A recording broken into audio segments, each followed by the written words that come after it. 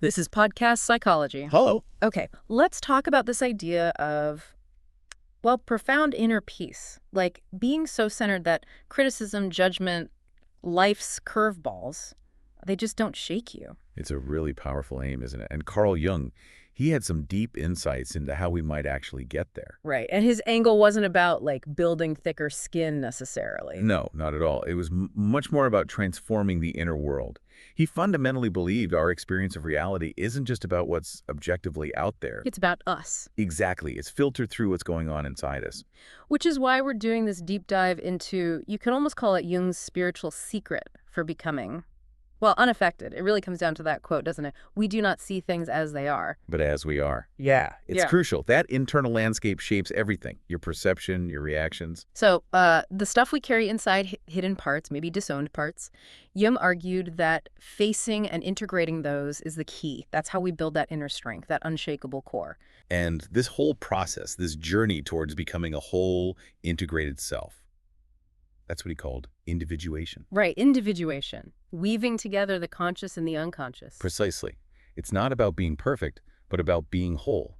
And for Jung, that wholeness was the foundation for real, lasting peace. That ability to remain steady regardless of external storms. So, for everyone listening, have you ever stopped to think how your own inner stuff, thoughts, feelings, beliefs might actually be, coloring how you see the world every single day? It's a fascinating question to ask yourself. Definitely. Let's start with this concept of projection. What did Jung actually mean by that? Okay, projection. It's a core idea. Jung noticed that we tend to take our own unconscious material, feelings, traits, fears we haven't acknowledged in ourselves, and we sort of paint them onto the outside world, onto other people, onto situations. So we're seeing our own internal landscape reflected back, but thinking it's coming from out there. Essentially, yes. We attribute our own unacknowledged stuff to others. Can you give an example, something concrete? Sure. Imagine someone has this maybe unconscious, deep fear of not being good enough, of inadequacy. Okay. They might get some perfectly normal constructive feedback at work, maybe from their boss. And instead of seeing it as helpful, They see it as proof that they are inadequate. The fear gets projected onto the feedback, twisting its meaning completely. wow. So these projections become like invisible filters? Exactly. Filters that distort reality and will often create a lot of unnecessary suffering. And this links directly to our core beliefs, right? Like if I secretly believe I'm not worthy. Then you might perceive slights or judgments everywhere, even when none are intended. Your internal belief system is actively shaping your interpretation of events. It's powerful stuff. The external world as a mirror for our inner struggles. That's quite something to sit with. It really is. But the empowering part is, once you become aware of these projections, these underlying beliefs, You can start to work with them. yes, you can begin to understand them, question them, and ultimately transform them. And that changes not just your perception, but your actual experience of life. Understanding projections isn't just about others. It reveals us to ourselves. Okay, that makes sense. Awareness is the first step. So these unconscious bits we project, where do they come from? This leads us to the shadow, doesn't it? It does, the shadow. Yeah. It's probably one of Jung's most well-known concepts. And what is it exactly? Basically, the shadow holds all the parts of our personality that we've pushed away. Repressed, denied, ignored. Things we consider unacceptable. Unacceptable based on what? Often based on societal norms, family expectations, our own conscious self-image. It could be anger, selfishness, vulnerability, ambition, Yeah. anything that didn't fit the mold we were expected to conform to, especially when we were young. So it develops early on through messages like boys don't cry or nice girls don't get angry. Precisely those kinds of messages. We learn to suppress certain natural impulses or feelings to gain approval or just to fit in. We push them into the unconscious. But they don't just evaporate, do they? Not according to Jung. They remain active, down there in the unconscious, influencing us in ways we don't realize. Like how? Well, they can erupt as sudden, intense emotional reactions that seem out of proportion, or drive repetitive, unhelpful behaviors, or even fuel those really harsh judgments we sometimes make about other people. Ah, so when something really triggers us in someone else? That could very well be our own shadow being reflected back at us, something we've denied in ourselves. Interesting. And Jung believed integrating the shadow, bringing it into conscious awareness, was vital. Absolutely crucial. For inner peace, for that unshakable quality we're talking about. It's a core part of individuation. Becoming whole means acknowledging all parts, not just the nice ones. So how do we even start that? It sounds uncomfortable, confronting the dark side. It can be, definitely. Hmm. But Jung suggested practical ways. One big one is self-reflection on our judgments. When you find yourself having a really strong negative reaction to someone's trait, maybe their arrogance or their passivity, ask yourself honestly, is there any part of that trait, even a tiny bit, in me? Maybe something I've suppressed. So criticizing someone's ambition might mean I've suppressed my own. It's a possibility worth exploring, yes. Another way is paying attention to strong emotions. Emotions again. Yes, intense feelings, envy, rage, shame, they're often signals from the unconscious, pointing towards shadow material that needs attention. They're messengers. So facing the shadow isn't about getting rid of it, but understanding it, integrating it. Exactly. It's about reclaiming those lost parts of yourself, owning them. And in doing so, you gain more freedom, more authenticity, more inner strength. You're less controlled by what you don't know about yourself. You mentioned emotions as signals, as messengers. Let's dig into that a bit more. Jung's view on emotions seems quite different from how we usually treat them. It really is. He didn't see emotions, even the difficult ones, as problems to be eliminated. He saw them as vital communications from our inner world, from the unconscious. But our instinct is usually to push them away, right? Mm. Especially pain, anxiety, sadness. Absolutely. We tend to suppress, distract, numb ourselves. But Jung invited us to do the opposite, to lean in, to listen, to ask the emotion, what are you trying to tell me? So if I'm feeling anxious, instead of just trying to make it stop, Try to understand its root.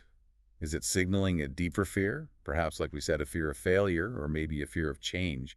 The emotion holds information. welcoming the emotion, even if it's uncomfortable, that's a big shift. It is. It changes the relationship from one of resistance to one of curiosity and understanding. What tools did Jung suggest for actually doing this, for working with these emotional messages? Well, introspective writing or journaling was a key one, Hmm. but not just recording events. Writing freely without censoring, letting thoughts and feelings spill onto the page. Kind of like a direct line to the unconscious. Pretty much.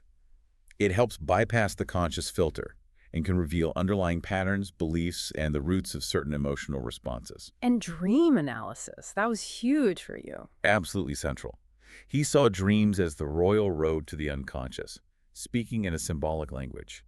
Dreams reflect our inner conflicts, our hidden potentials, the very messages our emotions are carrying. Like dreaming you're being chased. Classic example. It often symbolizes something in your waking life, an issue, a feeling, maybe even a part of yourself that you're actively trying to avoid confronting. So learning the language of our dreams helps us understand these inner dynamics. Yes, it helps integrate those struggles. And ultimately, transforming your relationship with emotions isn't about getting rid of them. It's about listening, understanding, and integrating their messages. That frees up enormous energy. Energy that can then go towards building that inner serenity. Precisely. This all really highlights the power of our beliefs, too. What we believe seems to underpin so much of this. Oh, completely. Jung called beliefs the invisible architects of our reality. What you hold to be true, consciously or, more often, unconsciously. It shapes everything. How so? They act as fundamental filters. They dictate how you interpret events, which thoughts arise, how you feel, and ultimately how you behave. They create your subjective world. And they can feel so solid, so real, like fact. Exactly. But the crucial insight is that even the most deeply ingrained beliefs can be changed. They aren't immutable facts. Where do these beliefs even come from? The limiting ones, especially. Often from childhood.